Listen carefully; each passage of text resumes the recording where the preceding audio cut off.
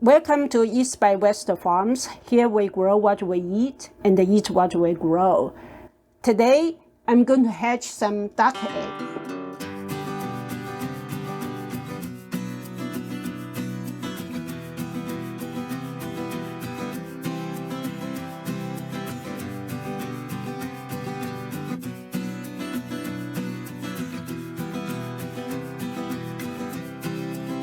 What I have here is 7 Peking ducks. I ordered 6 and they sent an additional one. Some of this is gigantic. So they also have small ones. The smaller one is a little bit bigger than the chicken egg, but this bigger one is almost twice as big as the chicken egg. I ordered 12 Muscovy ducks that's already in the incubator, and then 6 Peking ducks. Ducks hatching supposedly is a little bit more complicated than chicken egg hatching. Muscovy ducks are from a farm somewhere in Houston, so you arrived early on Wednesday. And then the Peking ducks eggs are from a farm in South Carolina, so it arrived on Friday. So they are 2 days apart. Muscovy ducks supposedly take 35 days to hatch, and the Peking ducks take 28 days. And that's something that I didn't think of. So I can put them in the same incubator, but I probably need a second incubator when I start to lock down the Peking ducks. My plan is to actually make my own incubator. Another complication is also that when I learned how to hatch in chicken eggs, I got the chicken eggs from my neighbor, which I know that is only 1 day old.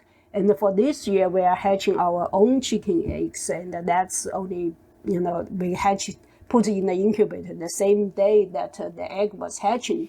So this is my first time trying to hatch in shipped eggs that I bought from eBay.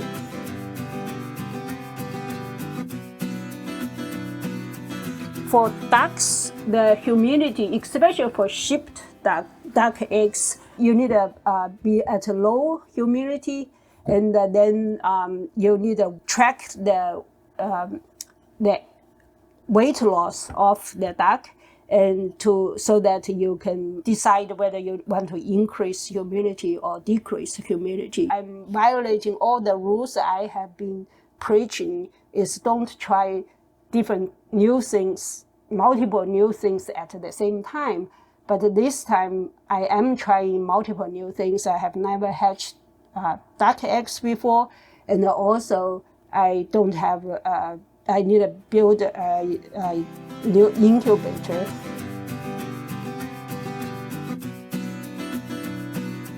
The first thing I needed to do is candle the duck eggs and check the aircell. The main purpose of candling before I put it into the incubator is to check to see if I see any damage on the egg or not. So for that, I'm just going to use this desk lamp. I put my hands around that, so just have some light come through. And I was hoping that I can see the aircell more clearly, but still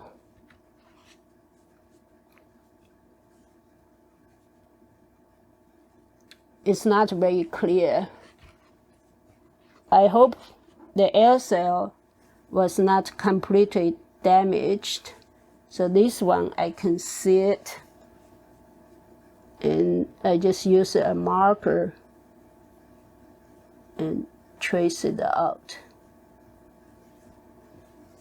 Among the 7, I can only see one that I can see that possibly the aircell, or the others I cannot see it. Between 7th and 10th, I will candle them again, and supposedly I should, if they are developing, I should see the aircell pretty clear by then.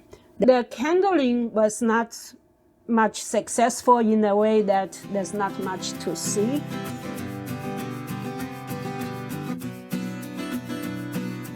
The second thing I needed to do is to weight the eggs and write it down so that I can track the weight loss and adjust the humidity accordingly. Since I want to keep the eggs, the pointed end down, I will use this glass bottle to measure so that I can put the egg on the scale and still weight it. On the eggs, I also write down this is a Peking duck. This is number 1. I number them, and then the date, that's today. So I put that on. So that's 92 grams. In comparison, the Muscovy ducks I get in the 60-70 gram range. The heaviest is 74 gram.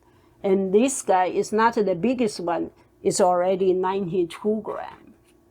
I can barely tell which one is pointed end. So I hope I just have to bet because I really couldn't tell.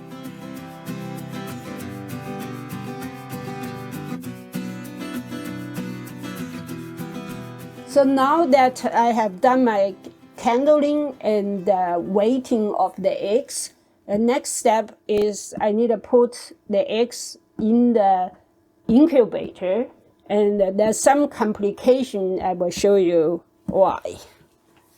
In the incubator, I have a thermometer with moisture measurement on, so I can monitor the temperature. The incubator is already pretty full. I ordered 12 Muscovy ducks, and they sent it to 2 additional. So I end up with 14 Muscovy ducks duck eggs over here. In order to have them have the smaller end or the pointed end facing down, I'm using an egg carton to so that they can so I can put the duck eggs in there with the pointed end point down. So you can see some of the Muscovy ducks. I drawed the aircell. For Peking ducks, I cannot tell the aircell much, but for Muscovy, about half of it, I can tell where the aircell is. So now I can get them all pretty much stand up, and then I will put the cover, if I have enough space for my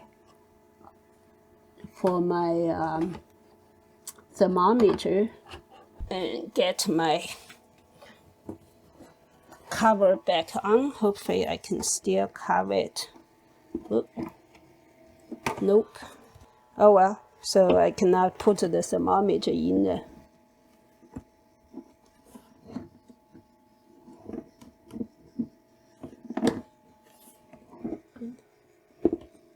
Just to be safe, I took the turner off, the automatic turner off, because that's just for, if I use the turner, I can only put probably 6 eggs over here.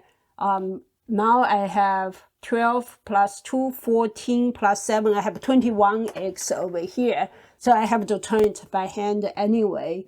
And now it should close pretty well. Let's see if I can put the thermometer in there and still close it. Voila! Moment of truth. I put this back in.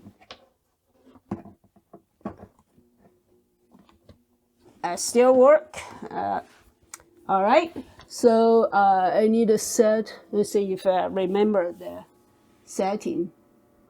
Yeah, it's still 37.5 degrees C.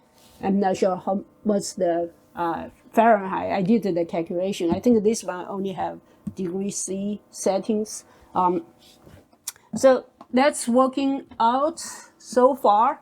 The idea, from what I read, is I will leave the egg in here upright without turning for the first 2 days, and then I will start to turning. So in this case, to turn, I basically just put a thin book or a piece of 2x4 and just lean it like this, and then lean it like this, so basically it's rock the incubator back and forth and from side to side.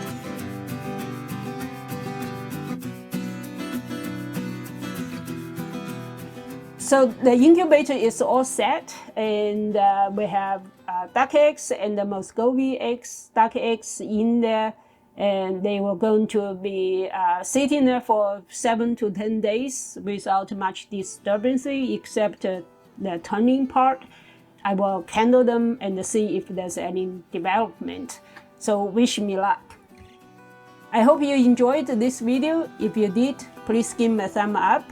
If you have any questions or comments, please leave it down below. If you have not done so, please hit the subscribe button to follow our journey with the East by West Farms.